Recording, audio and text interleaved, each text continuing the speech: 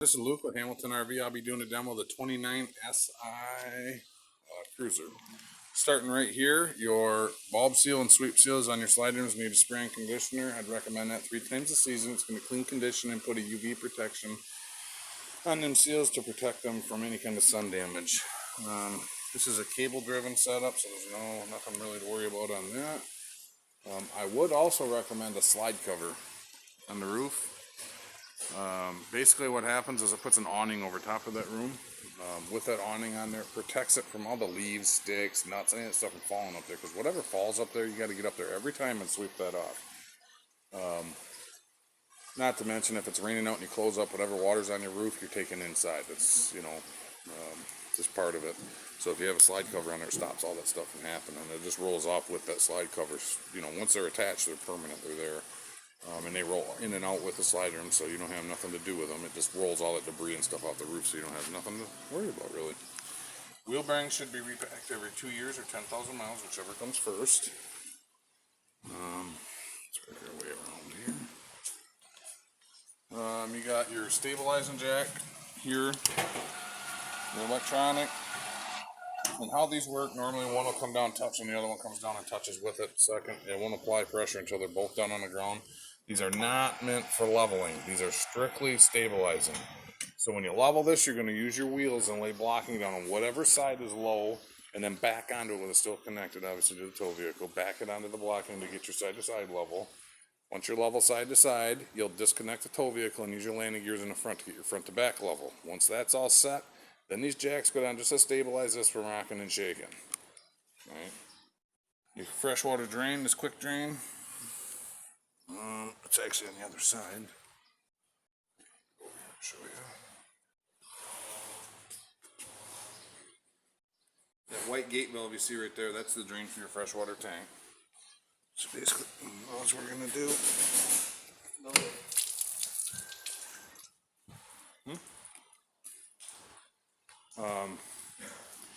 You should get on your roof 3 times a season to inspect anything that comes through that roof. You got what's called Dicor around all the plumbing, vents, basically anything that comes through that roof. Over time, that sealant around all that stuff up there gets hard, and eventually it'll dry out and crack.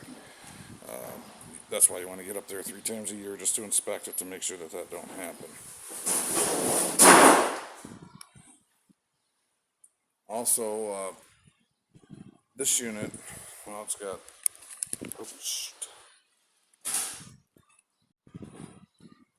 the trailer hitch back here. That'll actually, or bike rack. I don't know if this is, I believe, just a bike rack.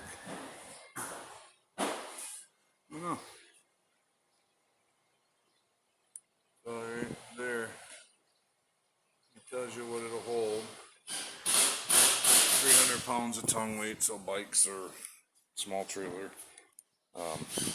With that there, though, it's nice to get the backup camera. The backup camera is they're observation cameras, so that'll allow you to see what's going on behind you as you travel down the road, which is kind of a cool feature. Also, they have audio on them as well, so when you're backing into your campsite, somebody can talk to you and guide you in through that camera, which is kind of nice. This unit's a 50 amp power supply. And your cord's anywhere from 30 to 36 feet long normally on the 50 amp stuff. I always recommend at least a 25-foot extension. I would also recommend an RV surge protector to protect your whole camper from any kind of power surge. Definitely a good idea. Freshwater tank is here. And again, I showed you where the drain was for that underneath. On the back side of them, you sit around the roll pin. You can manually crank that up and down right there if you ever have an issue. There should be a crank handle somewhere in here for that. Service panel for the fridge. It's a vent for the fridge because it's in the slide room. Okay. Furnace vent, that does blow hot air out of it, so just keep that in mind. Gray tank, it's going to be, it's a gray valve right here. And then you got 2 more inside here, gray and a black tank. So basically what you're going to want to do, first thing you're going to want to do is hook up your sewer hose, clear fitting on it, and then you dump the black tank, this one. You pull that, let it empty. Once that tank empties, you're going to take the hose at the dump station that's there, you would normally use to rinse your sewer hose and stuff out, and you're going to hook it to this port right here. This is actually called the tank flush valve. So basically that has a sprayer inside the black tank that's just going to rinse and spray that black tank out for you. So you're going to run that until you got clean water. That's why you want a clear fading on your sewer hose. Once you have that achieved, then obviously you shut the water off, you'll pull the hose off, you'll pull the gray valves at the end to kind of help rinse everything out. Outside sprayer, that's actually this guy here goes on there, this little black. Usually like an outside faucet. City water connection there. If they offer water on campsite, you're going to hook into that city water connection. I'd also recommend a water pressure regulator on there that's going to regulate the water pressure coming in your camper. You got a battery disconnect switch here that'll disconnect the battery from the coach so that the coach don't drain the battery dead on your camper. Without disconnecting, you get about 3 days maybe, and then it'll just draw dead. Key TV stuff up here, so that's going to be like your main feed for your cable satellite. 50 amp power cord.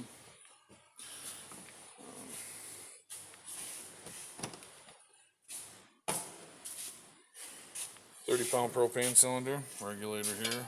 This is a little valve that'll switch it from this side to that side. Whatever side the handle's pointed, it's the tank is drawn. So right now it's drawn from the opposite side. If I had pointed it at this line right here, it's drawn from this tank. These will auto switch, and all that means is if both tanks are open, it's going to draw from whatever tank you're pointing at first. Once that tank empties, it'll automatically start pulling gas from the other tank. I always recommend run one tank at a time because it does that, and you don't know when you're going to run out of propane. So,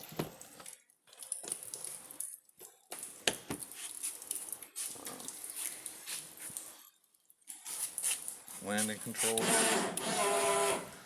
docking lights in the front. Battery would be in here in the box normally.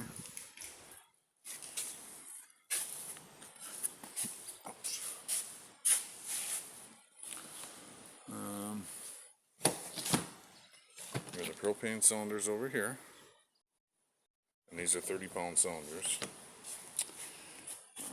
That's your storage here. And then we're going to head inside. Right there's your fuse box. Breakers, fuses are in there. The little black thing you see next to that's your power propane carbon monoxide detector. I believe inside this first cabinet here, hope you get this to follow me, is your monitor panel. Battery button, you push that, it's going to indicate the level of your battery. Tanks are going to be empty to full, and he'll have wrote down which tank drains into what, I think. Slider 1, 2, and 3, awning switch, kitchen and living room lights, that's your awning lights, and then tank heaters is basically a 12-volt heating pad that is on your tanks on the outside that protects them from freezing up. Electric side to the water heater, gas side to your water heater, and then your water pump switch. And this powers the Key TV Winguard antenna or Wi-Fi booster thing, if you get it. I think that's something that you have to purchase separate. It's prepped for it, but it doesn't mean it comes with it. Let's see. Stovetop. Sparker for all the burners up here, right here. Burners are in the middle, and then this piece here is going to be for your oven pilot. You're going to push that in and hold it once you get to the little flame thing. Then you're going to take the sparker and spark it. Once it's lit, you're going to continue to hold for 10 seconds or so, let off. It should stay lit, then adjust it to whatever temp you were shooting for. And this is just a light. Refrigerator here is a Dometic gas electric refrigerator.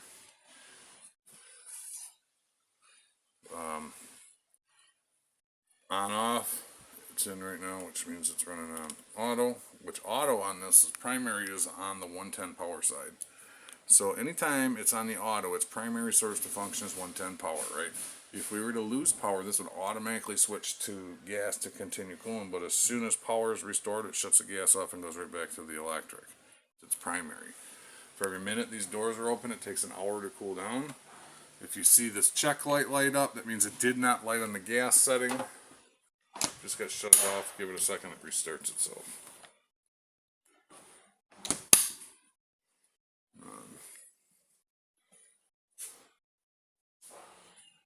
Radio here, this is power buttons in the center here. Radio speakers A and B is inside and out. It's Bluetooth, blue lights, and this is fireplace, and then you got temperature controls and all that up here. Flames, you can change the color of your flames. Let's see.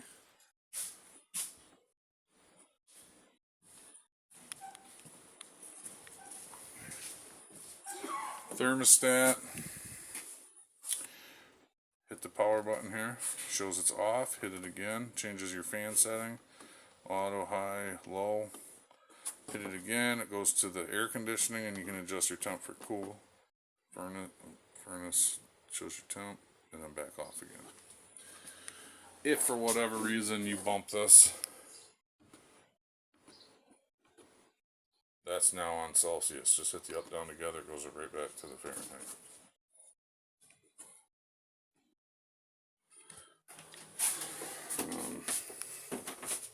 Toilet, foot pedal on the floor, push it down a little bit, it puts water in the bowl, you push it out all the way, it dumps out. Roof vent, you got a fan over here for the vent, or for that vent. I always recommend the Max Air covers on these. Max Air covers are going to allow airflow in your camper, and you actually have 2 vents, one in the bathroom, one in your bedroom.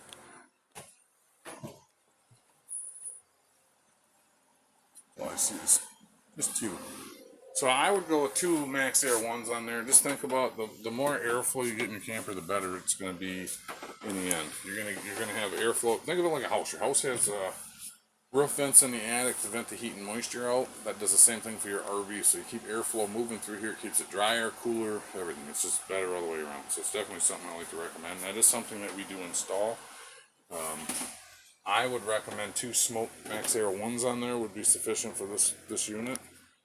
This is pre-wired for a second AC. That's why you got the vent in the bedroom here. That's what this is all about. That's wiring for the air conditioner. So if you wanted a second air conditioner, you could go that route too. The bed should lift up. You got storage underneath that. TV mounts and all that good stuff in here.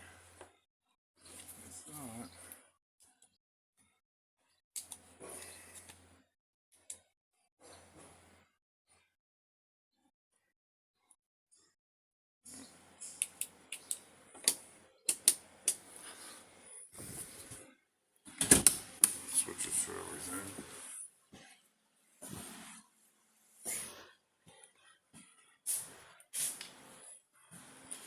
So, with all that said,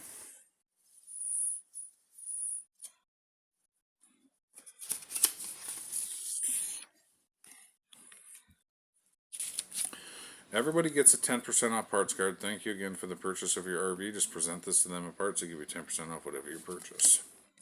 Secondly, Hamilton's RV phone number. If you guys have any questions at all, please feel free to give me a call at this number. And again, you can ask for Luke here at Hamilton RV. I'll gladly answer any questions you may have, but pretty much anybody here would answer questions for you. This sheet here just gives you, it's your information on this camper. The tire torque, tire pressure, how many valves, where everything's located, what tanks drain into what. I mean, this is all for you. And on the back, I always draw this little diagram on how 2-valve system works for winterization. The valves are, the way the valve is pointing down here is the way that it's open to the water heater, right? So the valve is open to the water heater, it fills up with hot water, comes out the top hot. For winterizing, you go just the opposite. So by doing that, it takes 2 gallons of RV antifreeze for winterization. So just keep that in mind. This last paper here is going to be, it's like our, just kind of gives you an idea of price list of things. Again, my name's Luke here at Hamilton RV. Our phone number up top is 989-752-6262. If you're interested in any of this stuff installed or you have any questions on anything, please feel free to give me a call back here at Hamilton RV, and I'll gladly answer any questions you may have. Again, prices here are subject to change, and everything has been fluctuating so much this year, so just keep that in mind as prices may have changed. Just give me a call if you're interested in something. I'll make sure I gave you the accurate quote on what it costs. This is the installed price out the door. For your backup cameras, and I know that's at least $100 less at the moment. But again, that changes too, depending on where we get our stuff from and how much we pay. You know how the whole thing goes. So prices are fluctuating again. Slide toppers are sold in 6-inch increments.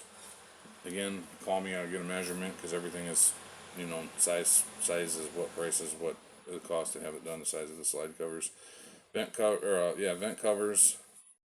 Max ones smoked is what I would recommend. They're 106 here. So I mean.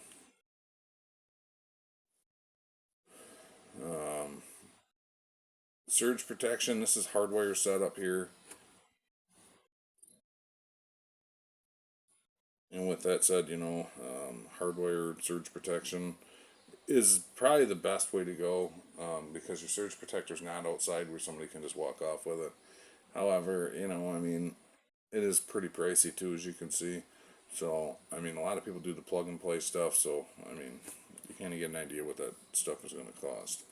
Plug and play, though, it stays outside. You're spending $400 or $500 on a surge protector to leave it hang outside. At least this way it's inside and out of the way. But there's other options too. Again, there's like 3 or 4 different surge protectors we have up there. Just let me know if you're interested and I kind of explain what they're all for. Tongue jacks and lend a hands, which you have already. You don't need a tongue jack. Paint and fabric protection is something you can do here though. Paint and fabric protection goes on anything inside. Vinyl, leather, fabric, or carpet gets a treatment on it. You get a 5-year warranty from any kind of rips, tears, stains, or burns. And on the outside, they put a ceramic coating on the whole camper that protects, on the awning too. It protects from sun damage. You get a 5-year warranty from any sun damage, paint fade. If you get them black streaks and they just will not come out, it's covered under that as well. There's other things as well. It helps wash, makes everything wash easier because it doesn't let the stuff stick to it. There's benefits to it. Campers treated with that today, in 5 years you're pulling up that wasn't treated, the same year camper, and it's noticeably different. The one that was treated still shiny, still looks new, where the one that wasn't treated is starting to dull out. You can tell. It's noticeable. So that's definitely something I like to recommend. The last thing we offer here is an extended service contract on this unit. Is definitely something I highly recommend anybody buying a camper. That protects your investment, because a camper is an investment. So rather than being just under a 1-year manufacturer warranty, now you got, a total of 7 years under a warranty. So you got 1-year manufacturer warranty plus 6 years extra extended warranty that you purchase. Because that's the way this warranty works. They call it a 7-year warranty, but technically you're buying 6 additional years of warranty coverage after the manufacturer warranty. It's 7 years total under warranty, but the first year is going to be done through the manufacturer. The cool thing about that is it covers all the major components of your camper